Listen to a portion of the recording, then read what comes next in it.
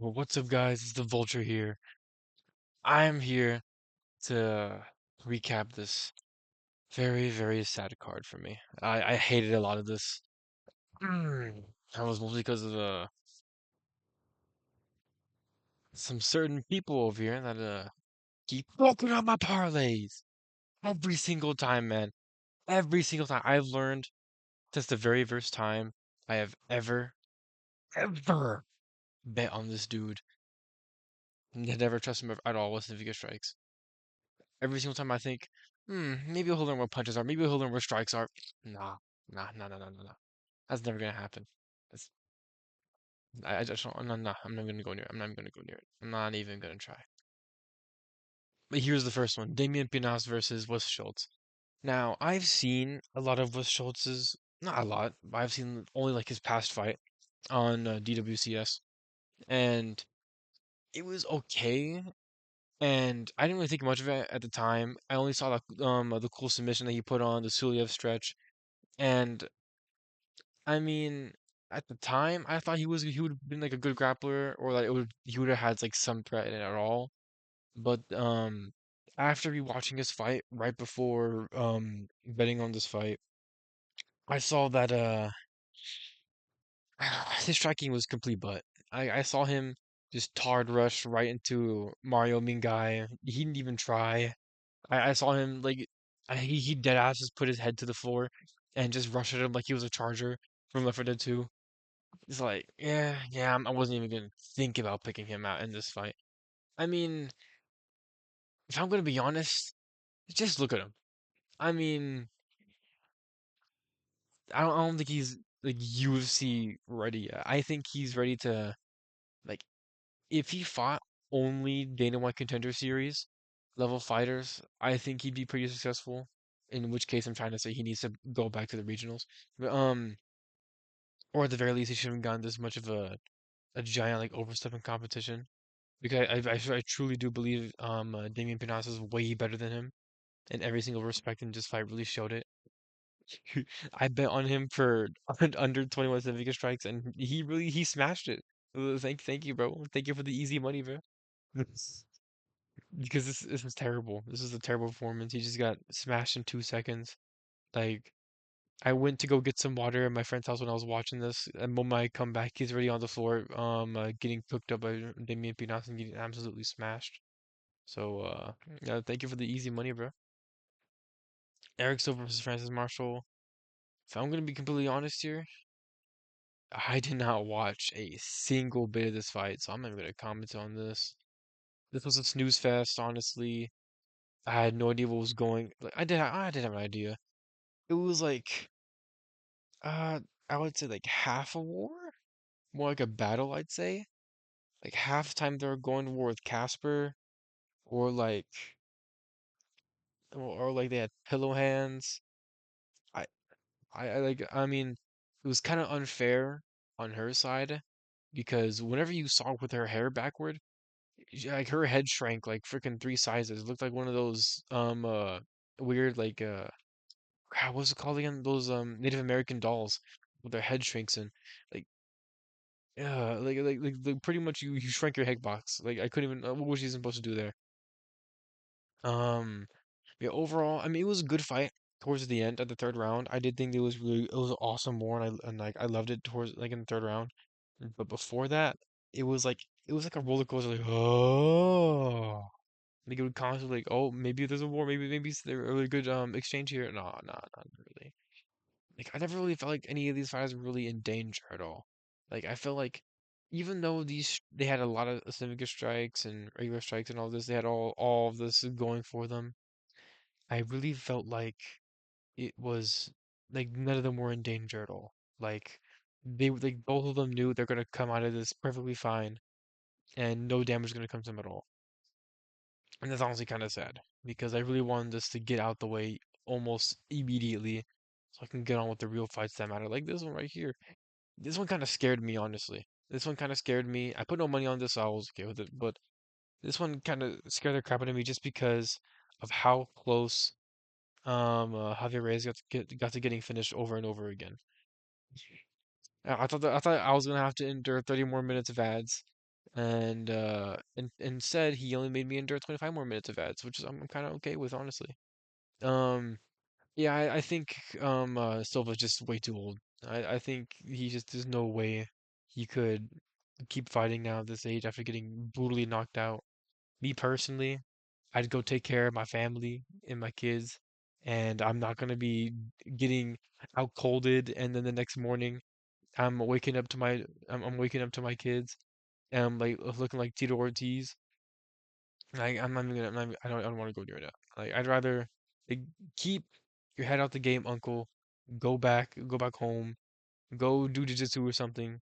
You go find another way to scratch this, like as like the DJ says. Do not keep fighting. You're gonna get out colded many more times, like a certain Ferguson that I know. And do not keep going, Unc. All right, up here we have the punching bag versus I have no idea who this is. Um, yeah, I legit only know him from the Sean O'Malley fight, and that's it. That's all I know him from. I did not I think I have never seen him by besides that, or I probably did, but I just didn't know. Um, yeah, this was kind of a I did bet on this one, and I bet on Chris Moutinho surviving up until the third round, and he gave me a shit ton of scares. I shit so many bricks, hoping that Chris Moutinho was just gonna be the perfect punching bag, but he almost got out colded so many times. He almost got just slumped and just cooked up in 2 seconds. He almost got so it was just scary. It was so damn scary, bro. Like there's just no way. Yeah, I hated this. I hated this fight so much. It was terrible for my heart. I guarantee you, I'm gonna have the heart of a 60-year-old now, just because that of this fight and this fight alone, and what it's done to me. My blood pressure, my cortisol is through the roof because of this. I was dead ass standing up, staring like fucking like eye to the screen was like maybe like 1 foot apart maximum. Yeah, this made me this indeed shiver my timbers, bro. Oh gosh, just thinking about it. Ay, ay, ay. But yeah, thank God he survived. Thank God he was being a punching bag for long enough, and he lived to give me my money. Thank you, Chris Moutinho. Alien Perez was basically chase on. All I'm gonna say is those freaky cameramen. I saw what they were doing on the ringside. I saw what they were doing. All they were doing, I didn't see nothing else but them zooming in on Alien Perez's cake. There was nothing else they were doing. They did not care about the fight at all. At one point, I did I saw one of the UFC cameramen just staring at putting the camera right up to her cake, and that was it. Your ass was not getting any POV change whatsoever, bro. I don't know what the hell you were thinking. But yeah, low key, I completely forgot about this fight.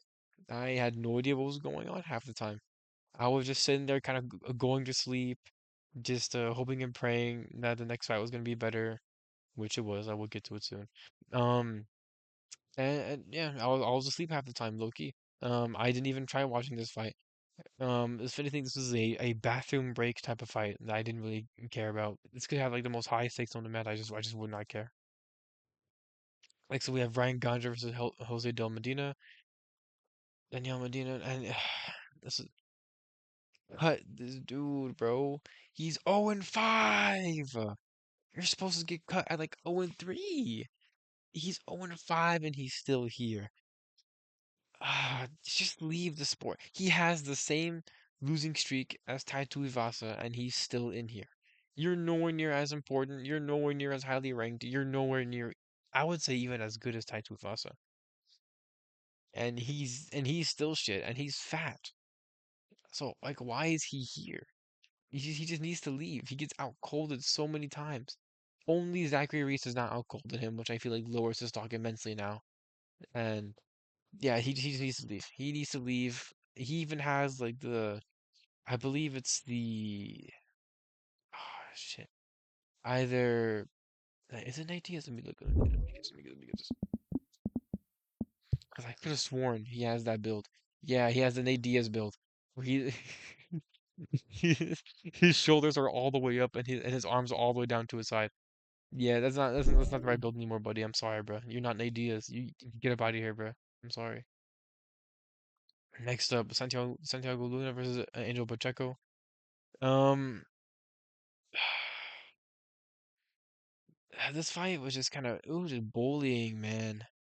Like I could barely even watch this half the time. It wasn't even a fight. It was just straight up bullying the entire time. Santiago Lugo was just cooking the crap out of Angel Pacheco. Now, to be fair, I don't really remember much besides the highlights. But from what I do remember, a lot of it was just Santiago Luna just cooking up Angel Pacheco and backing him up constantly, and Angel Pacheco responding with pillow hands.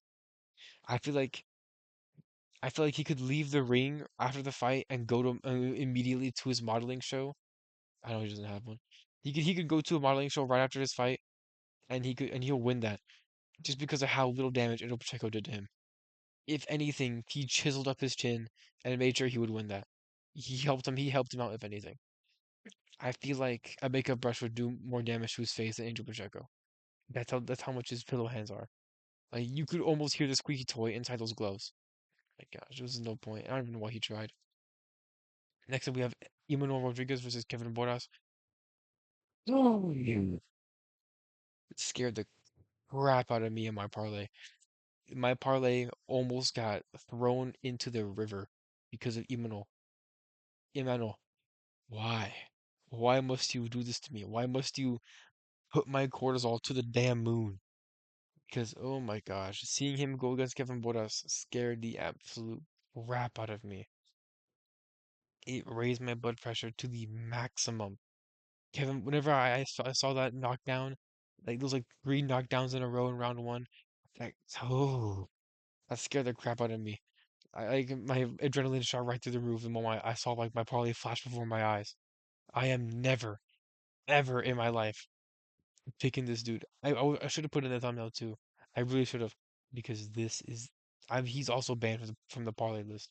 I'm making sure he's going right at the top of the parlay ban list, right next to Kevin Holland, right next to Kevin Holland, right next to Marlon Vera. He is going right on the parlay ban list. Never again am I picking him. Oof.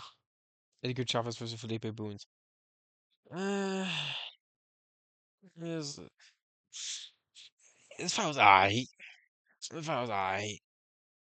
Like, gosh, it's so forgettable. I don't even remember this. Like, if you really like, if you putting this fight in between, not in between, but like right below all these wonderful fights right here, like, and even in between the Imanol fight, Antigo Luna, Gandra, like having this fight in between, it's just so forgettable, man. Like, like I don't even remember. Like, it's so forgettable. I have no idea what the hell happened. Like, if you didn't say that he won, I would have never known who won. That's how forgettable this was. I remember this fight more, and I fell asleep during it. This is so fucking sad. Yeah, I can't comment on this fight because I have no idea what the hell happened. Why are we moving on? Daniel Huber versus King Green. King Green still got it, man. This is absolute flipping awesome. This is awesome. Wonderful fight. Awesome, awesome, like styled on for King Green. Awesome, awesome. Freaking masterclass, bro. He did what he finally wanted to do at the ripe old age of 40 years old. And Daniel Huber is one of the worst fighters I've ever seen in my entire life. Um, just sat there, um, was extremely stationary, um, and just let King Green sit there and style on him and just absolutely ruin him. He made King Green look like what? What's a really good fighter that styles on people? Shit. I wish I knew. I can't really think about it at this time. But I guaranteed he made King Green look like a champion. He made King Green look like champion level fighter just because of how terrible he was. I don't even know why he's still here. No, actually, do keep him though. Do keep him because I actually really love to keep betting on his opponent by KO/TKO and just constantly win in all my parlays. So you actually keep him around. You could be 0 and 10. Just still keep him around, have him fight some more cans, have him lose to some more cans, have him I guess who could he fight? Have him fight the Have him fight the Cutman, have him fight the referee. He'll still lose. Yeah, I don't remember that either. But W thing here. Really good fight. I loved it. Marlon Vera versus David Martinez. Yeah, yeah, guaranteed. Marlon Vera is banned. Marlon Vera is banned from the parlay list. I'm getting him up out of here. I put my faith in him. I really did put my faith in him, and I said, you know what? This is going to be a war. They're both going to be on the feet 99.99% of the time. Maybe this time, Marlon Vera will get over 55 strikes or significant strikes. Either way, he didn't get it. And this really just killed my mood, man. This just absolutely Swiss cheese my mood. Seeing him do nothing, and he only learned what combinations and punches and bunches were in third round. Or like no, not even third round, like late second round, third round too. Only time he found out what a war is. And I don't know why he does this. Every single fight that I've seen so far, Marlon Vera is always so stationary. He's just like it feels like he's saving up energy for rounds that don't exist. I feel like if anything, he'd be a really good 10-round fighter. He would be a awesome 10-round fighter. But guess what, Marlon Vera? The fights in the UFC are either 3 or 5 rounds. It does not take this long to download data. You are not Peter Yan. You do not need years to download data on an opponent. You do not need that. You have been fighting like this for how long? I can't even tell you. I don't know why he does this. I feel like he'd be a much better fighter if he's with the fucking Justin Gaethje route and just went in and just swung like a tard and just swung at everything. They just straight up wing over hands, just throw rapidly. I feel like he would do much better as a fighter just in general if he just ran at his. I think he'd honestly just do better if he just ran at his opponent and started throwing overhands. Or like ran at like he could just stick his arms out and run at his opponent and he would still get more significant strikes that way than if he kept fighting the way he is right now. He could do the Ronda Rousey boxing and he would Swiss cheese his opponents way better. And he would actually be winning fights. But no, he decides to sit there and throw nothing. He just wants to be a punching bag. He wants to be the new UFC heavy bag. He is jealous of the heavy bag in the PI. He is absolutely jealous of that because that's all he wants to be. That is his new goal in life. He wants to sit in front of the fighters and take 86 strikes to him. He wants to take 71 significant strikes to his face or to his body or whatever, and just get absolutely just punished. I don't get it. I honestly don't get it. I have no idea what the hell he's doing this. Get out of my sight, bro. Just get the fuck out of my sight. Brennan Moreno versus Lord Kavanagh. This was awesome. This was awesome, and also screw you, Brennan Moreno. Screw you. Ah, just look at these significant strikes, bro. What is this, bro? Come on. Why? Why? You were supposed to go to war. You were supposed to get over 91. But you decide to swing 3 strikes into the last 2 rounds. Why? And you do get Lord Kavanaugh. What the hell were you doing? Now, I think this is awesome amount of signature strikes. I never done him for anything like that, so I don't really care. But what I will say though is there were so many opportunities for you to just destroy his leg, and why didn't you? Because I did bet on you by knockout, and I guaranteed if you just ruined his legs and stopped him from leaving the position he was in at all times, or just made him switch leg positions or again foot placement, then you'd be able to easily kill him.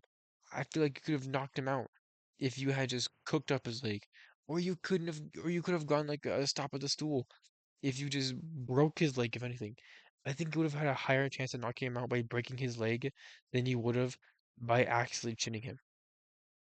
Even though that uppercut was there for you, he was Brandon Moreno was freaking. He was had his like a come on. He had all the way ducking down, sticking straight forward. If anything, he was leaning into your hand. He was leaning into your hand the entire fight.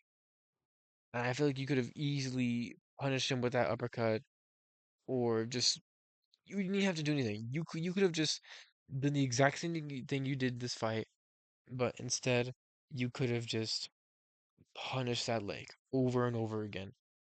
And I would have still had my $200. I would have had my 200. You could have given me my 200, man. You could have done this. But no, no. You decide to go to war with Brandon Moreno, and I mean you won, so I'm not gonna bash you too much. I understand you won. You played it safe. That was awesome. But to be fair, you could have gone for that leg. You could have really just made Joe Rogan's day and chewed up that leg because Brandon Moreno was doing absolutely nothing about it. He was just letting it turn purple.